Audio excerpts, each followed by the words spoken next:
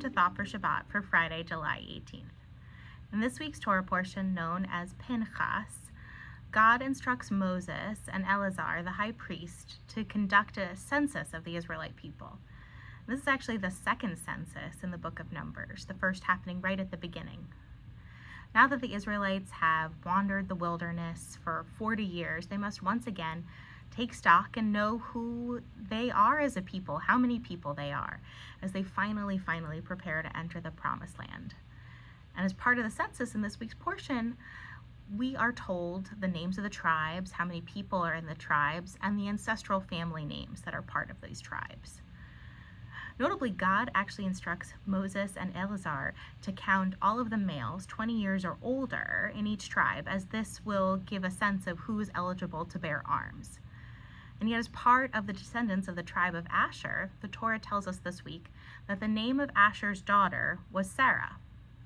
And this verse jumps out at us for two reasons. One, for all of the other tribes, and even for the rest of the tribe of Asher, only clan names and family names are recorded, not individual people. And two, Sarah was actually listed as one of Asher's children when the family came down to Egypt hundreds of years before. So Asher was one of Jacob's 12 sons who left Canaan and went down to Egypt at the end of the book of Genesis. And this would mean that Sarah bat Asher, Sarah, the daughter of Asher, granddaughter of our patriarch Jacob, was over 450 years old. And so not only had she lived through all the wanderings in the wilderness, she had also lived through all of the Israelites' people's enslavement in Egypt.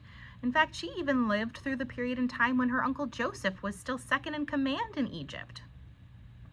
So Sarah bat Asher becomes something of a living historian, a living legend, quite literally, for all the stories in our traditions. And our ancient rabbis often refer to her and imagine that she continued to live on, teaching the legends of our people for generations to still to come, passing on these stories lest they be forgotten.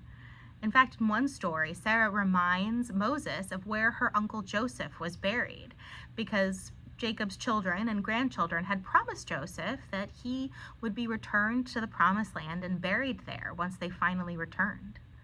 And then in another story, Sarah actually corrects a rabbi's description of the experience of the Israelites crossing the Sea of Reeds. In a collection of Jewish mystical tales, Sarah explains to the rabbis and students in the 1st century CE, that is almost 2,000 years after it happened, that when the sea split, the sea walls resembled shining mirrors, mirrors in which every man, woman, and child were reflected, so that it seemed like an even greater multitude crossed there, not only of those present, but also of those past and future as well. And then the story tells us when Sarah finished speaking, none dared contradict her. In telling her story of the Exodus from Egypt, Sarah paints a picture for us as if we too were a part of that leaving, because in some ways we were. Every time we celebrate Passover and sing Mi Chamocha, we are experiencing that leaving of Egypt. And this story highlights the importance of not just history, but of memory in Judaism.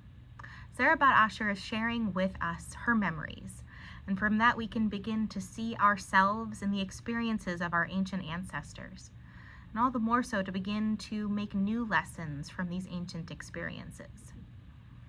In Judaism, memory is one of the key tools we use in order to make meaning out of our vast traditions. It is how we share with the next generation and how we invite them to make their own our history. And there's a reason why memory is one of the key pillars of values at Shir HaMa'alot. And so in honor of Sarah bat Asher, this Shabbat, I invite you to share some of your personal stories, some of your memories with the younger generations as a way to see what new wisdoms and learnings can be found in these experiences. What can we discover from old memories and how they can impact our lives in this ever-changing world around us? Shabbat Shalom. We look forward to seeing you tonight at services at 7 p.m.